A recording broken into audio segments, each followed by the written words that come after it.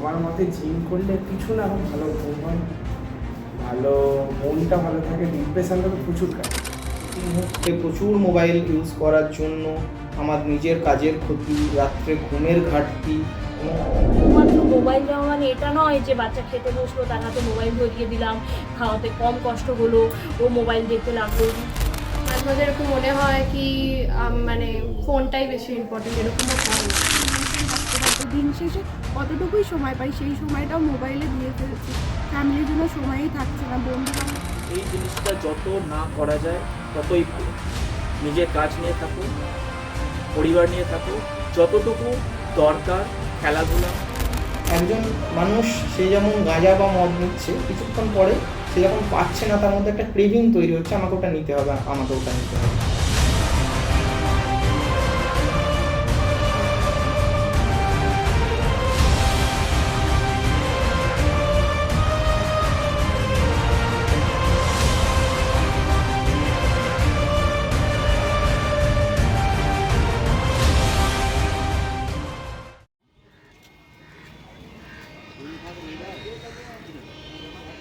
আমাদের জীবন এখন মোবাইল কেন্দ্রিক। ঘুম থেকে ওঠা শুরু করে ঘুমানোর আগে পর্যন্ত সব কিছুর সাথেই জড়িয়ে আছে মোবাইল। কিন্তু এই মোবাইলের জীবনে কি আমরা হারিয়ে ফেলেছি কিছু গুরুত্বপূর্ণ জিনিস? আমি এমএনসিতে জব শুরু করার আগে আমার ম্যাক্সিমাম টাইমটাই ফোনের পিছনেই চলে যেত। পড়াশোনার বাইরে free time, movies, Instagram, social media, তো প্রচণ্ড রকম আমি ফোন অ্যাডিক্ট হয়ে গেছিলাম একটা সময়। এখন এই প্রবণতাটা অনেকটাই কমেছে। আমার বন্ধু সার্কেল বা সবাই একই রকমভাবে এই নেট দুনিয়ায় আসক্ত। এই জিনিসটা যত না করা যায় ততই ভালো। নিজের কাজ নিয়ে থাকো, পরিবার নিয়ে থাকো, যতটুকু দরকার খেলাধুলা দেখো, তার বাইরে যত কম ফোন ঘাটা যায় ততই ভালো। লকডাউনের সময় আমার এখনো মনে আসে আমি রীতিমতো ভোরবেলা ঘুমোতে যেতাম, আর সেই জিনিসটা শারীরিকভাবে আমাকে অনেকটাই প্রভাব ফেলেছিল। ওয়েট গেন, অনিদ্রা। একটা চাকরি জীবনে প্রবেশ করি তখন বুঝলাম যে না, আমার দিনের শেষে ঘুমটাও জরুরি, দিনের শেষে আমার চোখটাকেও একটু রেস্ট দিতে হবে। তো অনেকটাই কঠিন ছিল, কিন্তু আপনি যদি নিজেকে একটু ঠিক রাখেন আর আপনি যদি নিজের কেরিয়ার সম্পর্কে সচেতন হন, নিজের হেলথ সম্পর্কে সচেতন হন, এটুকু আপনাকে করতেই হবে। বর্তমানে শিশু থেকে বৃদ্ধ সবার হাতেই এখন স্মার্টফোন। তবে এই স্মার্টফোন আমাদের ধীরে ধীরে করে তুলেছে একা ও নিঃসঙ্গ। অনলাইনে পড়াশোনার নাম করে শুরু হলেও মোবাইল এখন শিক্ষার পথে এক বিরাট বাধা হয়ে দাঁড়িয়েছে। গেম, সোশ্যাল মিডিয়া পড়ার থেকে এগুলোই বেশি আকর্ষণ করছে। পড়াশোনা, সোশ্যাল মিডিয়া বা ফোনেদের মানে বন্ধুদের সাথে কথাবার্তা, সেটাই মেন। এখন তো সোশ্যাল মিডিয়া মানে ইনস্টাগ্রাম বেশি, মানে পড়াশোনার সময় পড়তে অনেক মানে ডিস্ট্র্যাকশন হয়ে যায় মাঝে মাঝে। তারা বেশি ক্লোজ, তারা থাকলে আমি ফোনটা পাশে রেখে দিই, বাট মাঝে মাঝে এরকম মনে হয় কি মানে ফোনটাই বেশি ইম্পর্টেন্ট, এরকমও হয়। মাঝে মাঝে ইরিটেশন হয়, কিন্তু তারপরে রিয়েলাইজ হয় কি ওটা উচিত হয়নি।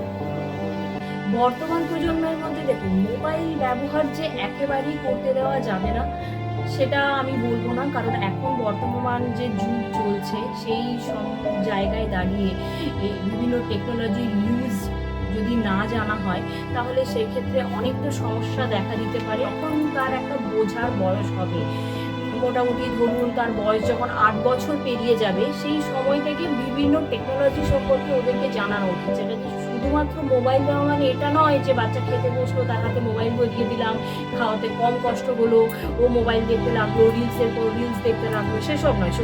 মোবাইল ব্যবহার মানে এখনকার দিনের একটা ভুল কনসেপ্ট হচ্ছে, সবাই যেটা ভাবে সেটা হচ্ছে ইউজেস অফ সোশ্যাল মিডিয়া, সেটা ইনস্টাগ্রাম, ফেসবুক, হোয়াটসঅ্যাপ যা মানে। কিন্তু আমার মতে মোবাইল ব্যবহার যে শুধুমাত্র ওইটুকুর মধ্যে সীমাবদ্ধ তা কিন্তু নয়, বা ভিডিও গেম বা মোবাইল গেমিংয়ের মধ্যে সীমাবদ্ধ তা কিন্তু নয়।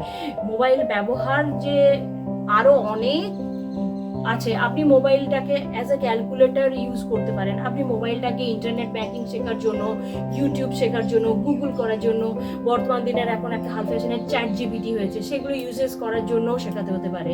বেসরকারি বিদ্যালয় হোক কি কোনো সরকারি বিদ্যালয় হোক, ছোটবেলা থেকে এইসব জিনিস সম্পর্কে ওয়ার্কশপ হলো কি একটা দুটো সেমিনার হলো, নিয়মিত তাদেরকে কাউন্সিলিং করানো উচিত। সব থেকে বড় ব্যাপার হচ্ছে যেটা ব্যবস্থা নিতে হবে, কোনো বাচ্চা যদি খুব বেশি পরিমাণে মোবাইল অ্যাডিক্ট হয় বা এমনও হতে পারে সে মোবাইল ছাড়া কোনো কিছু ভাবতেই পারছে না, না খেতে পারছে না ঘুমোতে পারছে, তাকে ঘুমোতে গেলেও মোবাইলে রিলস চালিয়ে দিতে হচ্ছে, এরকম অনেক ক্ষেত্রে আমরা দেখে থাকি। আর শরীর স্বাস্থ্যের দিকে তাকে তার বাবা মাকে এবং বিদ্যালয়ের শিক্ষক শিক্ষিকাদেরকে যেমন ধ্যান দেওয়া উচিত, মানসিক স্বাস্থ্যের প্রতিও সেই ধ্যানটা দেওয়া উচিত। একই ঘরে থেকেও দূরত্ব। আমরা যেন আজকাল আর কথা বলি না একে অপরের সাথে। চোখে চোখ রেখে কথা বলার দিন কি হারিয়ে যাচ্ছে? একদম ছোটবেলায় সকালে টিউশন, তারপরে খালি পায়ে ধুলো ঘাঁটতে ঘাঁটতে স্কুল, প্যান্ট ছিল দড়ি দেওয়া প্যান্ট, গায়ে একটা হালকা হাফ শার্ট, টিফিন বলে কিছু ছিল না, 2 পয়সা। এইভাবেই স্কুল জীবন কাটিয়েছি। খিদে দুপুরবেলা পেলে কলের মুখে 1 কাজলা জল খেয়ে পেট ভরিয়ে দিতাম। দুপুরে পর বিকালে ছুটি হলে ছুটে এসে কখন 2 মায়ের বাড়া ভাত, তারপরে এক ছুটে স্কুল মাঠে খেলতে যাওয়া। সবে মাত্র চোখ ফুটেছে, কি কথা বলতে শিখেছে, তাকে কিন্তু অ্যাডিক্টেড করে দেওয়া হচ্ছে মোবাইল। আমি আমার ছেলে মেয়েদের কোমরে দড়ি বেঁধে রেখে দিতাম দরজায় বা জানালায় বেঁধে, বাড়ির কাজকর্ম সেরে তারপরে তাদের গুছিয়ে গাছিয়ে খেতে দেওয়ার ব্যবস্থা। কান্নাকাটি করলে হয়তো ঘুমিয়েই পড়তে শিখে। এখন ঘুম কাঁদতে তো দেয়ই না, কাঁদতে না দেওয়ার জন্যই মোবাইল একটা ঘুমের ওষুধ বা ক্লান্তি ছাড়ানোর ওষুধ। ফেসবুক জাতীয় জিনিস, যে ফেসবুক জাতীয় জিনিস অনেক সময় পারিবারিক কেন মানুষের সঙ্গে মানুষের সম্পর্কের মধ্যে দূরত্ব বোঝায়। মানুষের সঙ্গে মানুষের দূরত্ব যেমন কমায়, কাছে নিয়ে আসে, বেশিরভাগ ক্ষেত্রেই কিন্তু অনেকে এইটাকে ব্যবহার করে নিজেদের পরিবারে অশান্তি নিয়ে আসে কিংবা নিজেদের পরিবারকে দূরে সরিয়ে দেয়। বাড়ির মানুষগুলো যাতে যতটা মোবাইল ব্যবহার করে ভালো হয়, যতটা তারা আনন্দ পায়, সেইভাবে 1 নম্বর ব্যবহার করবে।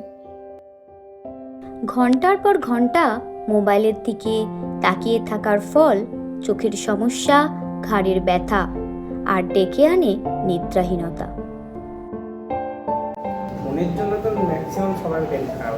মেইন প্রবলেম হচ্ছে চোখে, সেখান থেকে ব্রেনে মাইগ্রেন সমস্যা, ঘুম হয় না রাতে যারা বেশি এক্সেসিভ ফোন ইউজ করে, আমার সমস্যা তো মারাত্মক। বারণ তো সবাইকে করি যে হ্যাঁ ফোন ঘাঁটা যাবে না, ফোন ইউজ করা যাবে না, ফোন ইউজ করে যে প্রবলেমগুলো হয় সবাইকে বলি, এবারে বারণ করি, বকাবকি করি। কোনো শোয়ার 1/2 ঘন্টা মিনিমাম আগে ফোন ঘাঁটাটা যেন বন্ধ করে, মানে যতই কাজ থাকুক শোয়ার 1/2 ঘন্টা আগে যেন ফোনটা রেখে দিয়ে শোয়া। ওই গেম ব্যাপারটা খুব খারাপ, ওই গেম খেলাটা ছাড়তে হবে। ওই গেমের জন্য শরীর যাচ্ছে, সব যাচ্ছে। থেকে 1 ঘন্টা ম্যাক্সিমাম চললেই এলাম, কিন্তু হ্যাঁ 45 মিনিটস যেন এফোর্ট হয়, মানে এই করতে করতে বসে পড়লাম, ইন্টেন্সিভ যেন করা, যেটুকু করা হবে যেন ইন্টেন্সিভলি করা। কিছু খাবার আছে তেলটা অ্যাভয়েড করতে হবে, বাইরের কোনো খাবার খাওয়া যাবে না, সুগারটা ছাড়তে হবে। ফার্স্ট অফ অল সুগারটা সব জায়গাতেই ছাড়তে হবে, মিষ্টিটা একদম অ্যাভয়েড করতে হবে, আর সুগারটা ছাড়তে হবে। জিম করলে মন ভালো থাকে, সবাইকে বলবো ফিটনেস রিলেটেড ইনভলভ হওয়ার, শরীর সুস্থ রাখবেন, শারীরিক চর্চা করবেন, মন ভালো থাকবে, মন ভালো হবে। ফোনটা ঘেঁটো না, ফোন ঘাঁটলে অনেক প্রবলেম। প্রথমত চোখের প্রবলেম, আমার নিজের চোখের প্রবলেম, আমার নিজের মাইগ্রেন আছে, আমি ফোন ঘাঁটাটা একদম পছন্দ করি না। ফোনটা কম ঘেঁটো, ঘুমো, আর শরীর সারাদিনে 7 থেকে 8 ঘন্টা মিনিমাম ঘুমো। যখনই সুযোগ পাবে ঘুমোনোর, আমি বলবো ঘুমোই, ফোনটা না কেটে ঘুমো। তবে উপায় আছে। প্রযুক্তিকে পাশে রেখেও আমরা খুঁজে নিতে পারি এক সুস্থ সচেতন জীবন। নিয়মিত শরীরচর্চা, প্রকৃতির সংস্পর্শ, পরিবারের সাথে সময় কাটানো, এই সব কিছুই আমাদের ফিরিয়ে দিতে পারে সেই হারিয়ে যাওয়া জীবনী শক্তিকে। একটা টাইম মনে হয়েছে আমি রাতের দিকে প্রচুর যার জন্য আমার ঘুম ঠিকঠাক হচ্ছিল না। এই ক্ষেত্রে তো মোবাইল সবসময় প্রয়োজন, সময় দেখতে, অনলাইন পেমেন্টের জন্য আমার সবসময় প্রয়োজন হয়। মোবাইল ছাড়া একটা দিন কাটানো খুবই অসম্ভব ব্যাপার। সেটা রাত্রেবেলা বিশেষ করে ইনস্টাগ্রামের রিলস দেখতে গিয়ে হয়েছে, ভেবেছি হয়তো 8 ঘন্টা দেখে ঘুমিয়ে যাব, কিন্তু সেটা হয়নি। ঘন্টার পর ঘন্টা দেখে গেছে, হয়তো বোরও হয়ে গেছে, এরকম হয়েছে। ওই টাইমটাতে আমি গল্পের বই পড়তে পারতাম, গল্প শুনতে পারতাম, নিজের টুকটাক গানের প্র্যাকটিসটা রাখতে পারতাম, আঁকা করতে পারতাম। যে টাইমটা আমি মোবাইলে দিয়ে ফেলি সেই টাইমটা আমি ফ্যামিলিতে দিলে হয়তো অনেক ভালো ফ্যামিলির সাথে রিলেশন রাখতে পারতো। দিন শেষে কতটুকুই সময় পাই সেই সময়টাও মোবাইলে দিয়ে ফেলছি, ফ্যামিলির জন্য সময়ই থাকছে না, বন্ধু বান্ধবের সাথে কন্ট্যাক্ট কমে যাচ্ছে, তাদের সাথে গিয়ে বেরিয়ে আড্ডাগুলো আর দেওয়াই হয়ে ওঠে না। কিশোর কিশোরী বা একটু আর্লি অ্যাডাল্টহুড যেটাকে আমরা বলি, সেই ইয়েতে আমরা কিন্তু এটা খুব কমনলি দেখতে পাই। মোবাইল বেশি ব্যবহারের জন্য তাদের স্পিচ ডিলে হয়ে যায়, তাদের অটিজমের নানা রকম কিন্তু কিছু কিছু লক্ষণ ফুটে ওঠে। এবং সেক্ষেত্রে আমরা স্ক্রিন টাইম পুরো অফ করে দিয়ে সাধারণ অন্য বাচ্চাদের সঙ্গে মেশানো, বাড়ির সবার সঙ্গে মেশানো, খেলাধুলা করা, যদি স্ক্রিন দিতেই হয় তাহলেও কিন্তু তার সঙ্গে বসে তার সঙ্গে কথা বলা, গল্প করে তাকে কি কন্টেন্ট কি দেখছে ও সেই ব্যাপারটাকে বোঝানো, এইসব করলে কিন্তু আমরা অনেক বেটার ফল পাই।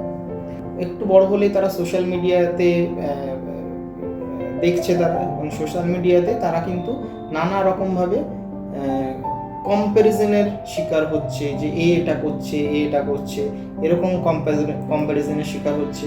অথবা সাইবার বুলিং, মানে সবাই মিলে একজনকে পিছনে লাগা, হ্যাটা করা, এই ধরনের নানা রকম সমস্যা। এবং সারাদিন মানে যতক্ষণ আমি ফাঁকা টাইম পাচ্ছি মোবাইল দেখছি, মোবাইল দেখার জন্য কি হচ্ছে যে আমার সিডেন্টারি লাইফস্টাইল হয়ে যাচ্ছে, তার থেকে কার্ডিয়াক এফেক্ট বাড়ছে, তার থেকে খুব বড় বয়সে, বেশি বয়সে হলে মানুষ মোটা হয়ে যাচ্ছে, কোলেস্টেরল বাড়ছে, ডিমেনশিয়ার সম্ভাবনা বাড়ছে, হার্টের অসুখের সম্ভাবনা বাড়ছে, ডায়াবেটিস বাড়ছে। তাহলে মোবাইলটা হাতে নিলাম, একটা ডোপামিন রিলিজ হলো, সেটা আমাদের একটা ভীষণভাবে একটা আনন্দদায়ক মুহূর্ত। ঠিক যেমন একজন মানুষ সে যেমন গাঁজা বা মদ নিচ্ছে, কিছুক্ষণ পরে সে যখন পাচ্ছে না তার মধ্যে একটা ক্রেভিং তৈরি হচ্ছে, আমাকে ওটা নিতে হবে, আমাকে ওটা নিতে হবে। ঠিক তেমন কিন্তু মোবাইল অ্যাডিকশনের ক্ষেত্রেও এই জিনিসটা হচ্ছে যে যখন সে পাচ্ছে না তখন ওই নিউক্লিয়াস অ্যাকাম্বেন্স, ওইখানে ডোপামিনের একটা ঘাটতি তৈরি হচ্ছে এবং সে তখন আবার চাইছে, ব্রেনের বাকি অংশ তাকে হেল্প করছে এবং সে আবার সেই দিকে ছুটছে। একটা বাচ্চা বিয়ে বাড়ি গেছে বা একটা পারিবারিক জমায়েতে গেছে, সেখানেও সে কারোর সঙ্গে কথা বলছে না, সেখানে সে চুপচাপ বসে আছে, সে একদম অ্যালুফ হয়ে সে মোবাইল গেম খেলে যাচ্ছে। সব কিছুর পরে যে সময়টুকু বাঁচবে সেটুকুনিতে মোবাইল ইউজ করতে হবে, রাদার সব কিছু ছেড়ে করলে হবে না। এবার সমস্যাটা হচ্ছে যারা একদম বাচ্চা বা কিশোর কিশোরী, তাদের ক্ষেত্রে তো সেই ব্রেনের ফিল্টারটা তৈরি হয়নি। সেক্ষেত্রে কিন্তু বাবা মার ভূমিকাটা ভীষণ গুরুত্বপূর্ণ। বাবা মাকে কিন্তু যথেষ্টভাবে সচেতন থাকতে হবে। এই যুগে আমাদের টেকনোলজির সাহায্য নিতে হবে, কিন্তু সেটা একটা রেস্ট্রিক্টেড ওয়েতে এবং সেটা প্রপার ওয়েতে।